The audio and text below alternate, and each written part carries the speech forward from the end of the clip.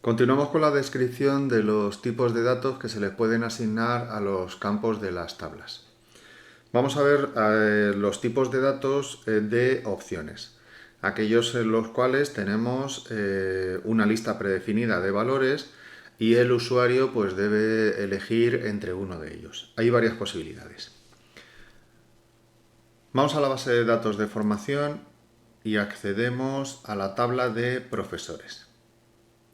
Y entonces vamos a su estructura y vamos a crear un nuevo campo, un campo de tipo enum. Ya teníamos un campo de tipo enum que es el sexo, en donde teníamos valores predeterminados, hombre y mujer, ¿de acuerdo? Valores predefinidos, perdón, que es hombre y mujer, y luego uno predeterminado que es el de mujer. Vamos a verle cómo era la estructura de este campo. Ahí está, es un campo de tipo enum, tiene los valores predefinidos, hombre y mujer, escritos con comillas y separados por una coma entre sí, y luego el valor predeterminado de mujer, escrito como sin comillas. Vale, vamos a crear uno nuevo en estructura, vamos a decirle que queremos crear uno nuevo y vamos a suponer que tenemos un campo llamado jornada, donde le decimos que es un enum. Le ponemos los valores predefinidos, escritos entre comillas, pueden ser comillas simples o comillas dobles, da igual. Y le pongo, por ejemplo, jornada completa, luego pongo una coma y pongo comillas, y pongo entre medias de las comillas mañana, y luego pongo otra coma y otras comillas, y pongo, por ejemplo, tarde. Estos serían los tres valores posibles. Y luego como valor predeterminado pues podemos poner uno de ellos. Si no ponemos valor predeterminado, pues entonces al no marcar este campo, pues entonces se quedaría vacío. Pero si nosotros no queremos que se quede vacío, sino que tome un valor por defecto, pues entonces podemos decirle que en personalizado pues coja, por ejemplo, el valor de completa. Aquí ese valor hay que ponerlo sin comillas. Le daríamos a previsualizar el SQL para ver cuál es el código. Vale, y si lo ejecuto, si lo guardo y luego miro la estructura, pues entonces vemos que efectivamente lo ha admitido y al insertar los datos en este campo, al usuario le aparecería un combo, un desplegable, en el cual aparece predeterminado este valor de completa. Si no se le dicen los valores, pues entonces es el que toma por defecto, pero puede elegir cualquiera de los otros. En las interfaces de usuario pues suele corresponderse efectivamente con desplegables en los cuales pues tenemos diferentes valores, o suele corresponderse con listados de radio buttons en los cuales pues hay que elegir uno entre varios valores disponibles. Otro tipo de campo es el campo de tipo set, en el cual nosotros podemos coger uno, ninguno o varios valores de una lista predefinida. Es similar al campo de tipo jornada, pero aquí la diferencia es que no hay un valor único como respuesta, sino que podemos escoger, podemos dejarlo vacío o podemos escoger otros valores diferentes. Se suele corresponder pues también con combos, con multiselección, o se suele corresponder con casillas de verificación en las cuales se pueden marcar varias opciones o no marcar ninguna de ellas. Vamos a ver cómo se configuraría. Primero voy a borrar este campo de jornada, lo elimino. Vale, y entonces le doy a agregar y a continuar. Supongamos que tengo una tabla para los pedidos de pizza. Y entonces en la pizzería hay una serie de ingredientes adicionales que se pueden elegir para la pizza. Está la base, ¿de acuerdo? Que tiene ya unos ingredientes, pero luego se le pueden poner extras.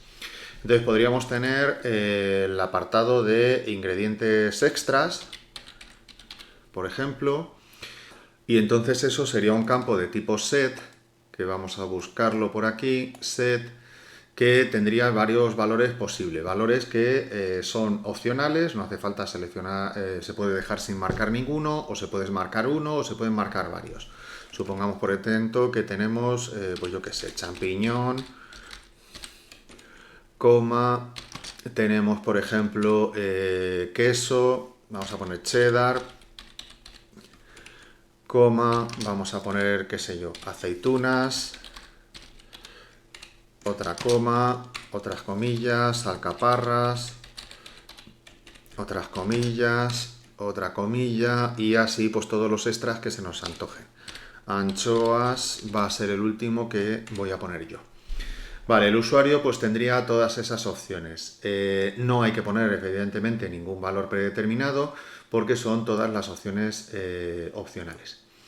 Esto lo guardamos, vale, no pega nada con esta tabla de profesores, pero para hacernos idea pues lo podemos ver. A la hora de insertar los datos, pues entonces lo que tenemos es un formato de selección múltiple en el cual el usuario pues puede dejar sin marcar ninguna opción, ¿vale?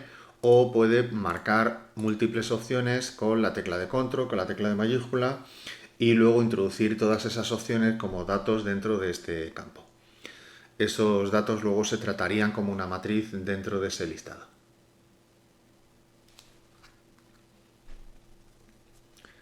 Bien, vuelvo a la estructura y voy a eliminar este campo.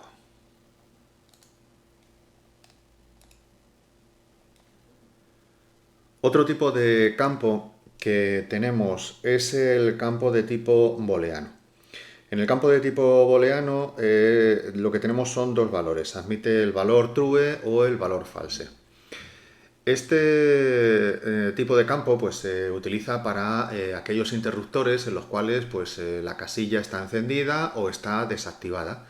¿De acuerdo? Acá se suele corresponder con opciones únicas que se activan o desactivan. Por ejemplo, acepto las condiciones, no acepto las condiciones. Quiero recibir emails, no quiero recibir emails. Ese tipo de opciones que están activas o desactivadas se describen con campos de tipo booleano. Vamos a crear uno de ellos.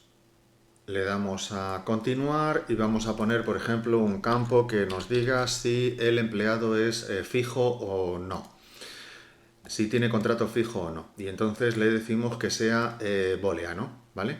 Y entonces, pues esto luego se introduciría como valor activo o desactivo, se marcaría la casilla o no. En realidad, internamente, el MySQL trata esto como un tiny-int, en el cual luego los valores que se introducen son valores 0 o valor 1. Nosotros podríamos predeterminar el valor 1 diciéndole que los empleados por defecto son fijos, entonces en el personalizado le ponemos 1. Le doy a guardar y luego miro